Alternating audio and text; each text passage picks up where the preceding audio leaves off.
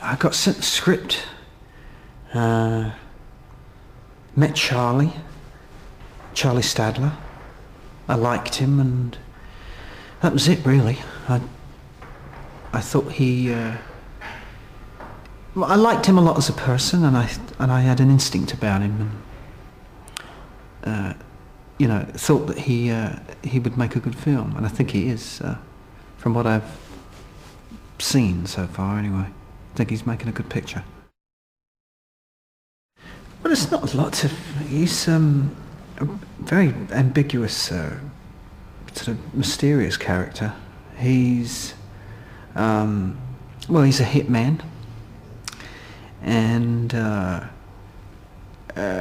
we first meet him. He's on a hit in Paris, and then we pick him up in London to do a second. He is emotionally closed down person, the sort of person that would, I think he'd probably kill his own mother. Would just, he's a psychopath, sociopath, you name it, he's got it. Yeah, he sings in this sequence. It's really, it's Lynch's, what's inside his head. So we're allowed a little sort of look-see into his fantasy. So in the sequence that we've been shooting today, yeah, I sing. I mean, if I had to describe it, if someone said, how would you describe the movie? I'd have to say it was like a very, very dark comedy of errors. But it's a comedy, a twisted one, but a comedy nonetheless. So I've really enjoyed it so far. And a sequence like we've been shooting today, where I sing and I'm with an S&M prostitute played by Frances Barber, and I get my arse spanked. I mean, it's all in a day's work, really. Well, if you go look at some of the characters I played,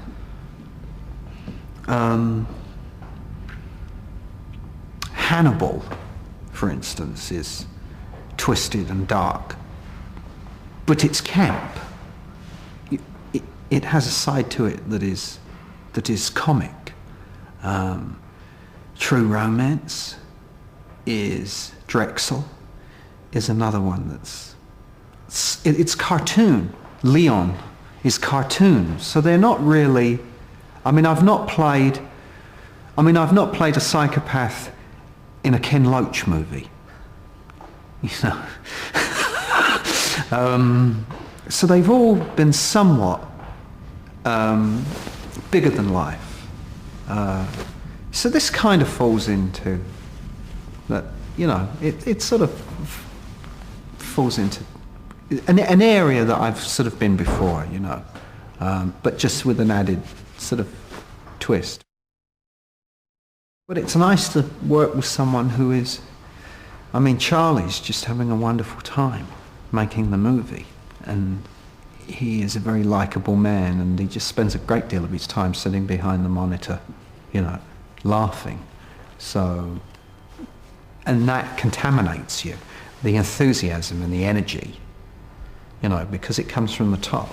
The atmosphere on a set is that the temperature of the set, in a sense, is set by the director, and everybody is very happy to work for him, and he creates a great working atmosphere. So I think it just enthuses you and gets you going, it's really what comes in through the letterbox. I'm somewhat a slave to what's going to come in where it shoots. So it's not a calculated thing. but this originally, I think, was set in, I think it was set in California, and then it was set in Amsterdam, and now it's ended up here in London. But it's great to be back. I've been here most of the year, so it's the longest time I've been here in a long time, and it's nice to make a movie here, and there's a lot of people on the crew that I know and that I've kind of worked with over the years, and so it's nice to see all the old faces and kind of, I miss the sunshine, but can't wait to get back to that.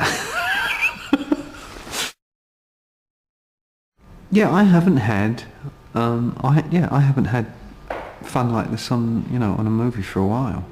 I mean, I just spent the summer doing Harry Potter, and the people working on it are fabulous, and the process is slow. This is a lot more fun to make. So yeah, we're having a good time, and we kind of know one another. Billy Zane, I kind of know him, and we've met one another a couple of times over the years, and I ran into Robbie a couple of years back, and so we're very sort of at least we're familiar with each other's work. You feel like you know someone because you say, "Oh, I've seen you in the movies."